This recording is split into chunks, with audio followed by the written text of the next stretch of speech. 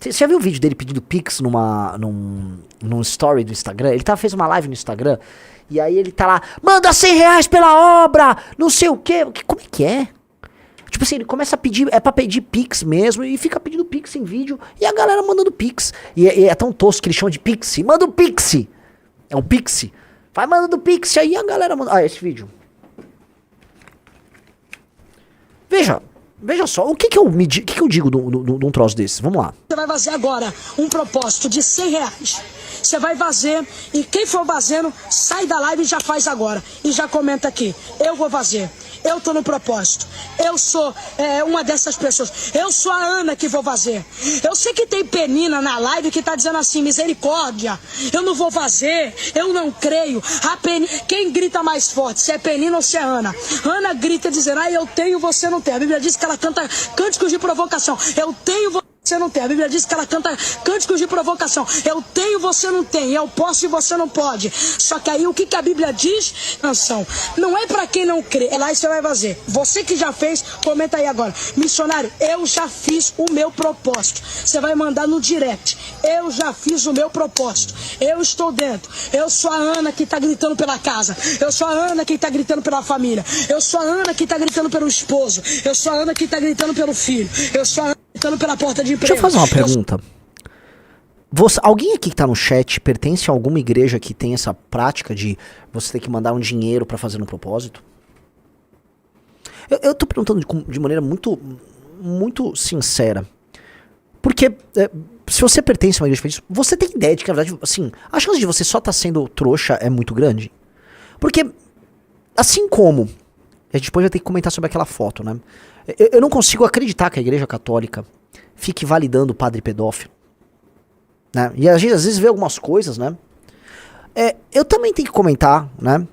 Que, assim, os evangélicos precisam falar que, pô, isso aí é golpe, isso é roubo. Isso é roubo, isso é roubo. Estão te roubando, isso é um truque, é um golpe vagabundo. É lógico que ele só tá falando qualquer coisa pra tomar um dinheiro. Vocês não têm sistemas de defesa? Sistemas cognitivos de defesa? Não põe essa na tela ainda, que senão vão correlacionar com a... Vou esperar. Assim, vocês não têm sistemas cognitivos de defesa pra falar, isso aqui me parece golpe. Porque me parece que não. A pessoa que mandou um pixie, ele falou, manda um pixie. Um pixie pra um sujeito desses, que já tá... O cara, o Riso, ele já fez aquele procedimento de mentira. Sim. Uma pessoa com 14 anos já perdeu os dentes originais dele. Ele botou um dente de mentira. Porque ele já tá tão envolto na cultura da picaretagem que o corpo dele... Lembra que eu falei... aliás, obrigado pelas mensagens. A evolução convergente, né? O processo de convergência evolutiva. O cara já tá num processo de metamorfose no meio da adolescência pra virar o Pablo Marçal. Então, em vez da adolescência fazer ele deixar de ser uma criança para ser o adulto Miguel, ele sai da criança e ele vira o adulto Pablo Marçal. E ele já meteu o dente de porcelana. Isso é de uma, né? Os pais, assim, gente, os pais estão usando o filho pra dar golpe. Os pais, pra mim, tem que ser presos.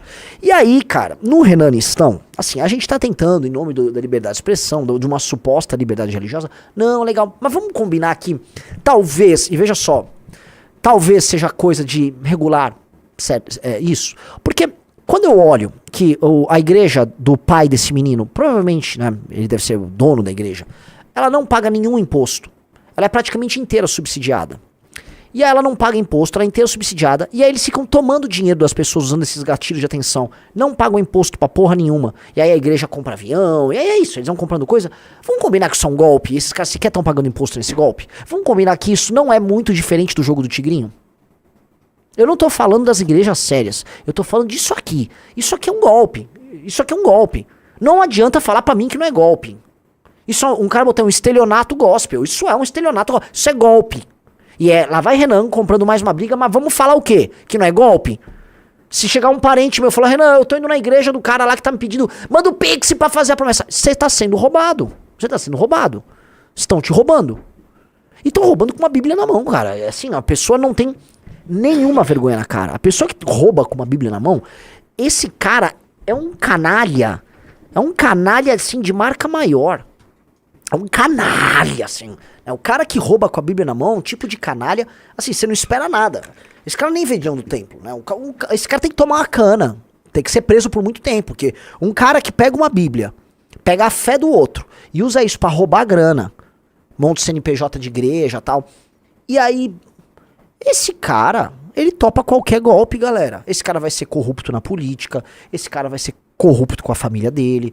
Esse cara não vale a água que bebe. Esse cara é um dos piores tipos de ser humano que existe, tá? E precisamos falar isso porque... E eu tô aqui, ó. Eu tô do lado, sou de direita, tô do lado dos cristãos. Dito isso, naturalizar padre pedófilo, que eu até agora não entendo como é que ficam naturalizando ainda, né? E... no universo evangélico, esse tipo de coisa, pelo amor de Deus. Aí vem falar, não, nós cristãos... Nós quem, cara pálida? Nós quem, cara pálida? Nós quem? E quem leva os votos aí? São os cristãos sérios? Ou é esse troço aí? Esse troço que... Pastor Mirim, isso é troço pra mim. Esse troço. E o evangelistão adoraria ser governado num país que professa a fé do pastor Iago Martins. Adoraria. Puta que pariu. Eu viveria no país do pastor Iago Martins, né?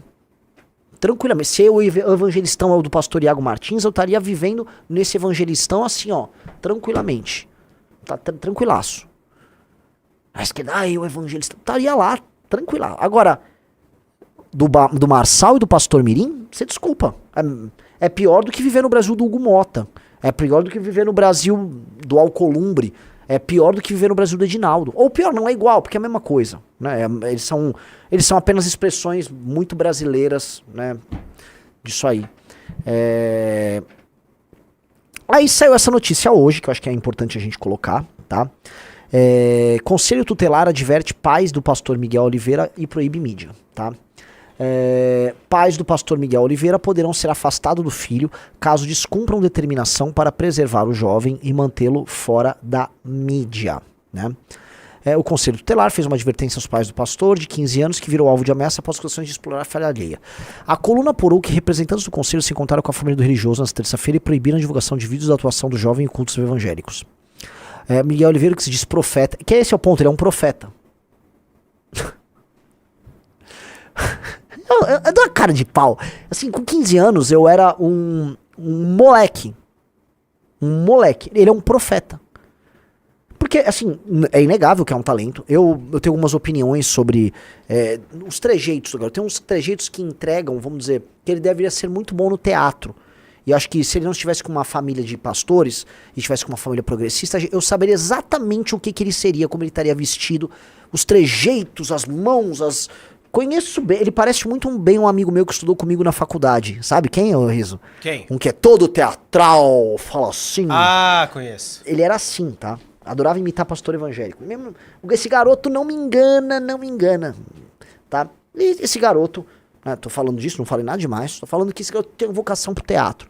E aí os pais pegaram essa vocação. É um menino, né, uma inteligência verbal clara. Foi treinado desde cedo pra virar isso aí. E aí ele virou, e assim, os pais devem estar ganhando dinheiro ali na igreja como se não houvesse amanhã, né? Tá com mais de 1 milhão de seguidores. E que bom que o Conselho Tutelar afastou. Agora vejam como tudo no Brasil é difícil, como não existe discussão fácil aqui no nosso país, Riso. Olha o que eu vou trazer. Quando a gente fala em Conselho Tutelar, a gente fala o seguinte, um problema, e a gente fala assim, a invasão da esquerda a invasão da esquerda na autoridade familiar, certo? A forma como a esquerda invade a autoridade da família. Vocês não acham que o Estado não deve... Quem aqui acha que o Estado quer invadir a esfera familiar? Todo mundo acha. E todo mundo fala, não, os pais têm que decidir, certo? Agora, nesse caso, tô perguntando, tá errado o Conselho Tutelar? Tá errado? Os pais estão usando o filho pra dar um golpe, pra dar golpe na praça. Um cara falou, eu acho. Ah, entendi, assim, entendi. O garoto não vai na escola, o garoto basicamente é uma ferramenta para dar golpe. Vamos ser, é uma ferramenta para dar golpe. Estão dando golpe com uma criança. Estão usando uma criança para dar golpe por aí. Tá. Né? O grande problema que a gente precisa falar, em todos os temas importantes no Brasil, e temas políticos e tal, é que como há uma deturpação das liberdades, toda vez que a gente fala da instância da família ou instância individual aqui, a gente percebe que essas instâncias, esses domínios que em sociedades sérias e maduras ou virtuosas, elas são importantes para impedir o avanço do Estado. Por exemplo, as discussões que os Estados americanos têm sobre drogas, sobre propriedade privada, sobre liberdade religiosa. E em lugares, em sociedades de baixa confiança, em sociedades ignorantes, e sociedades em que a picaretagem viceja, essas liberdades elas são usadas para você aprontar, para você meter aplique. Então é o país do coach, é o país do dador de golpe, é o país do tigrinho, é o país da pirâmide, é o país do pastor mirim. Então as liberdades, né, que quando a gente fala em pressupostos liberais, democráticos, são importantes para você construir supostamente sociedades virtuosas, elas de nada servem porque elas são prontamente deturpadas, tá, por uma sociedade, por indivíduos que estão só usando a liberdade para ser filha da puta. Então a liberdade religiosa no Brasil se torna um negócio de golpe. E aí você percebe, pô, isso mexe muito com políticos intervencionistas, isso é muito maluco, porque a gente chega, assim, entendi, não é o sistema de governo que molda as pessoas, são as pessoas que moldam os sistemas de governo. Tá certo assim, se você pegar um regime, como por exemplo os regimes comunistas, de fato, né, eles produziram, vamos dizer, sociedades ruins, mesmo lugares que, pô, vamos dar um exemplo, compara a Coreia do Norte, Coreia do Sul, Alemanha Ocidental, Alemanha Oriental, né, mesmo povos que constroem sociedades de confiança, comunismo atrapalha, inclusive, né, não teve nada mais sociedade de desconfiança do que a Alemanha Oriental na mão da Stasi, em que vizinho investigava vizinho, pai investigava filho, era uma sociedade de vigilância opressiva. Mas né, as democracias elas são atrapalhadas por um problema aí de virtude mesmo, né? E aí a gente olha assim, como é que fica essa liberdade religiosa? E eu não acho que tem que cobrar imposto de templo religioso, igrejas não tem que pagar imposto. Eu realmente não acho que a igreja tem que pagar imposto. Dito isso, o que é uma igreja e o que é um golpe? Talvez seja o momento de falar, ó, isso aqui não é uma igreja. Por que falar que esse pastor tá numa igreja? E eu já sei, vai chegar talvez algum cara da bancada evangélica e me ligar, Renan, cuidado com esse discurso, porque vão usar o seu discurso para perseguir os bons religiosos, que eu posso contraditar. Não, vão usar o seu discurso para permitir que os outros roubem. Então a gente vai ter que chegar no meio termo aí, porque o que é uma igreja séria, o que é uma picaretagem?